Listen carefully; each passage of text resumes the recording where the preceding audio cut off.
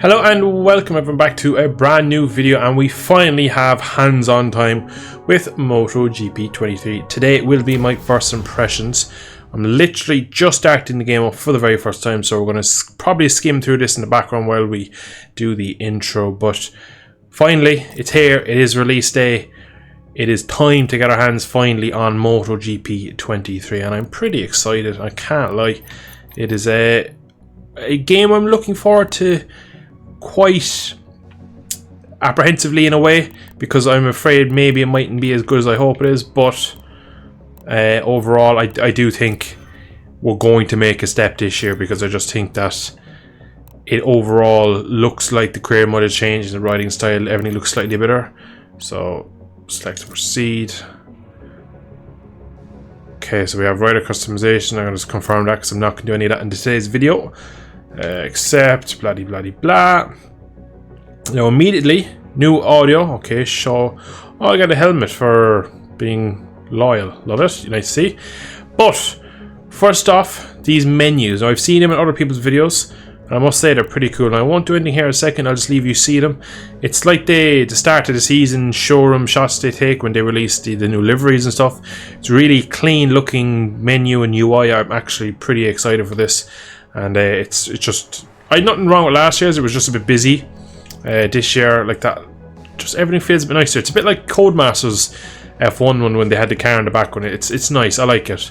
But as always, we have your usual couple of game modes. Now we're going to jump straight into time trial, spin a few laps, and see how I actually feel. Of course, we're going to Hearth. There's no question. Now, they're going to have the full grid, so who will I go? I actually have no idea who I'm going to go. I'm going to go... I did Frankie last year, see, so I'm not going to use him. Got to go Binder. Oh, Jesus, his face looks stretched. Just have a look in the showroom. Bike model looks pretty ace. Letters look good, everything there looks pretty good. Yeah, not too bad. Hide rider, get rid of ugly Brad. Yeah, the models look pretty sensational. But anyway, when I jump in now, I will see you on track. So as we finally hit the track, first thing I want to point out, there is tire warmers on the second bike, so that is something new this year. The pit animations that are moving on the bike looks pretty good. It looks slightly different to last year, so it is slightly different in some aspects. We're going to just do a pit start. I'm going to leave the animation play out. Graphically, I think the game looks better this year so far. It is lighting, the reflections from what I've seen. I've yet to see any on-track action as myself yet. Ooh, this looks quite good looking. Okay, all standard camera modes. Alright, here we go. Bit wide out of the pits, Brad, but we say nothing. We are in control. Okay, so I must say graphically straight away it looks better. Now, what I've been told from people who've played it and what I've seen from other people's reviews, that the throttle makes a big difference when accelerating. It really pushes the bike forward. The audio is a bit more aggressive.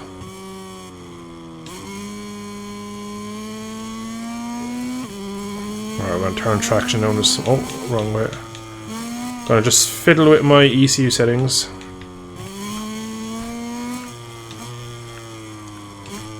Look like the stoppies are back.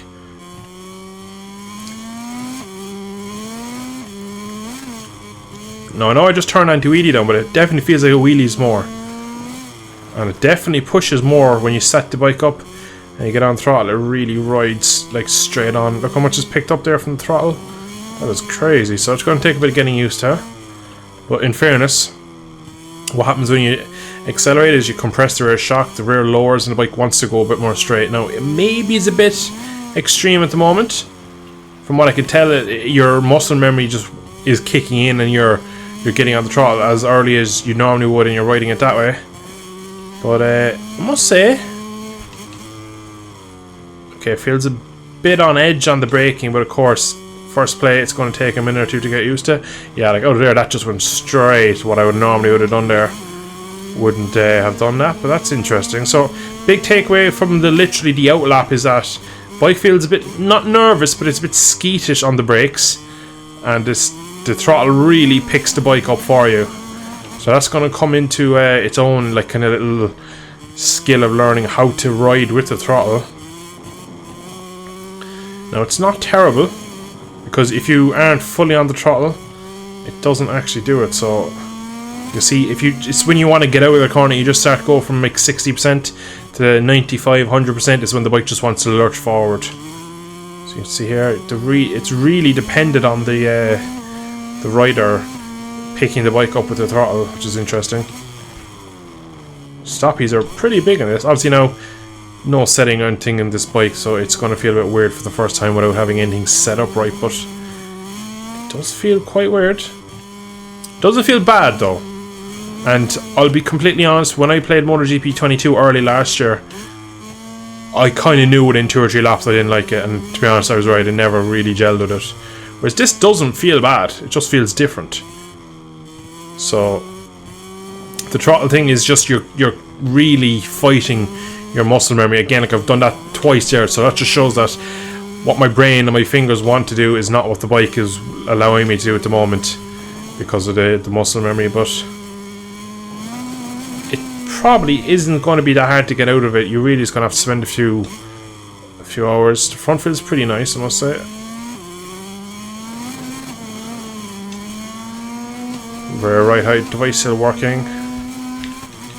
Sense of speed, I must say, is pretty good. Now whether that's the graphics and kind of the motion and the vibration or whatever, but it does feel on. We have our first crash now. I remember seeing that in the preview build that some people are playing, that it felt like if you came into the corner with a lean, it would start to kind of do that bucking motion I just had there. So that is quite interesting to see that corner entry and corner exit and the mid corner really all feel totally different.